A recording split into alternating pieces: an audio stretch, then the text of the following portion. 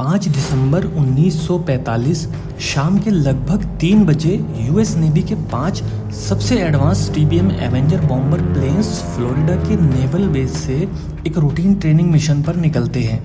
इस मिशन को फ्लाइट 19 कहा गया। मौसम एकदम साफ था।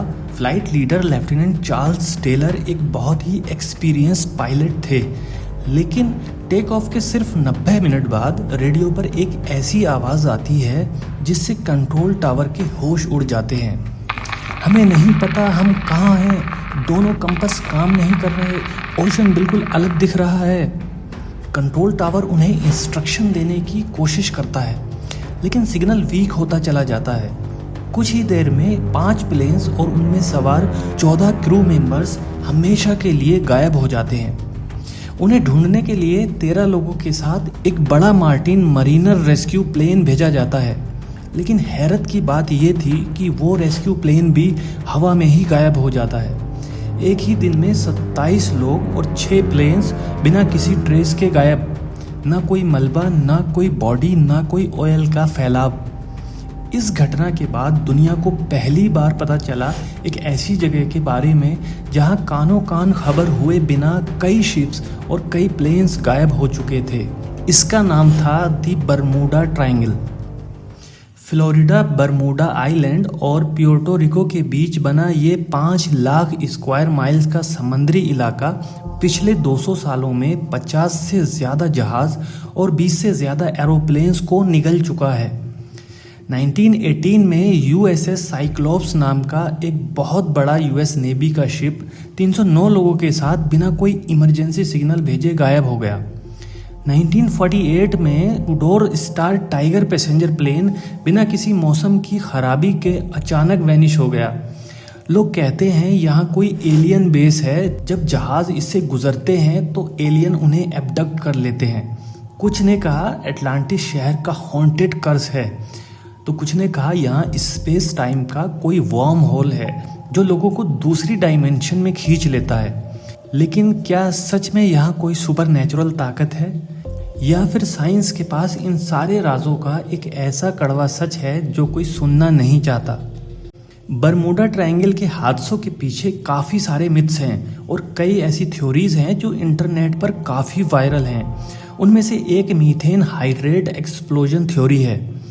समंदर के फ्लोर के नीचे मीथेन गैस आइस के फॉर्म में ट्रैप्ड होती है। इसी आइस को मीथेन हाइड्रेट कहते हैं, और जब ये गैस सडनली बड़े बुलबुलों की शक्ल में रिलीज होती है तो समंदर के पानी की डेंसिटी बहुत कम हो जाती है और जहाज़ डूबने लगते हैं। और जब लैब के अंदर ये टेस्ट किया गया तो ये बात बिल्कुल सही साबित हुई कि गैस की वजह से डेंसिटी कम हो जाती है, जहाज़ डूब सकता है। लेकिन यूएस जियोलॉजिकल सर्वे का ऑफिशियल डेटा कहता है कि बरमूडा ट्रायंगल के इस पूरे इलाके में पिछले 15,000 सालों में कोई बड़ा मीथेन गैस एक्सप्लोजन नहीं हुआ। यानी ये फिनोमिनन केवल लैब में ठीक साबित हुई, पर रियल लाइफ में बरमूडा ट्रायंगल के इलाके में ऐसा कुछ हुआ ही नहीं। दूसरी थ्योरी दी जाती है हेक्सागोनल क्लाउड्स की। इसके मुताबिक इस इलाके में हेक्सागोनल क्लाउड्स यानी 6 कोने वाले बादल बनते हैं और इनके अंदर एयर बॉम्ब्स होते हैं जो प्लेन्स को नीचे खींचते हैं। पर जब टॉप मीटियोरोलॉजिस्ट ने इसकी गहराई से जांच की तो पता चला कि ये बादल दुनिया के कई समंदर में बनते हैं और ये कोई एयर बॉम्ब बस्ट नहीं करते। बरमूडा की गर्मी और ठंडी हवा के मिलने से बादलों का ऐसा शेप बनना एक नॉर्मल वेदर फिनोमिनन है। इनका प्लेन्स के गायब होने से कोई लेना देना नहीं है। अब बात करते हैं मैग्नेटिक एनोमलीज की। एक बड़ा दावा ये भी किया जाता है कि यहाँ अर्थ की मैग्नेटिक फील्ड का बिहेवियर बहुत अजीब होता है और यहाँ आते ही कंपास कंफ्यूज हो जाते हैं, क्योंकि यहाँ कोई अजीब मैग्नेटिक फील्ड है जो शिप्स का रास्ता भटका देती है। लेकिन यूएस नेवी और मरीन एक्सपर्ट्स ने इस इलाके का कई बार सर्वे किया, उन्हें यहाँ कोई मैग्नेटिक गड़बड़ी नहीं मिली। असल में यहाँ से एगोनिक लाइन गुजरती है। ये एक ऐसी इमेजिनरी लाइन है जहाँ ट्रू नॉर्थ और मैग्नेटिक नॉर्थ बिल्कुल एक हो जाते हैं। पुराने ज़माने के पायलट्स इस लाइन पर कंपास की कैलकुलेशन करने में गलती कर देते थे और रास्ते से भटक जाते थे, जिसे लोगों ने एक मिस्टीरियस मैग्नेटिक पावर का नाम दे दिया। आज के मॉडर्न जीपीएस और नेविगेशन सिस्टम्स पर इसका कोई असर नहीं होता। तो फिर फ्लाइट 19 के साथ क्या हुआ? अब बात करते हैं उस सबसे बड़े हादसे की जिसने बरमूडा ट्रायंगल को मशहूर किया, द फ्लाइट 19।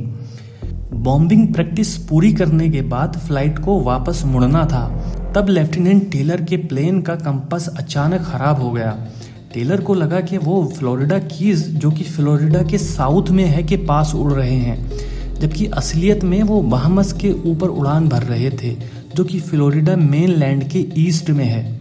इसी गलतफहमी के चलते टेलर ने फ्लाइट को नॉर्थ ईस्ट डायरेक्शन में मोड़ दिया, यानी गहरे अटलांटिक ओशन की तरफ, ये सोचकर कि वो फ्लोरिडा कोस्ट तक पहुंच जाएंगे। उनके क्रू मेंबर्स ने उन्हें रोकने की कोशिश की और कहा कि अगर हम वेस्ट की तरफ मुड़ते हैं तो हम मेन लैंड पहुंच जाएंगे, पर टेलर ने उनकी बात अनसुनी कर दी। टाइम बीतता गया, रात होने लगी, प्लेन्स का फ्यूल भी तेज़ी से ख़त्म हो रहा था, धुंधलापन बढ़ने लगा, मौसम ख़राब हो गया और समंदर में ऊंची लहरें उठने लगी। टेलर ने कहा, हमें ज़मीन नज़र नहीं आ रही, सब कुछ गड़बड़ है, यहाँ तक कि समंदर भी वैसा नहीं दिख रहा जैसा दिखना चाहिए। मेरे दोनों कंपास जवाब दे चुके हैं और मैं फ्लोरिडा का रास्ता ढूंढने की कोशिश कर रहा हूँ।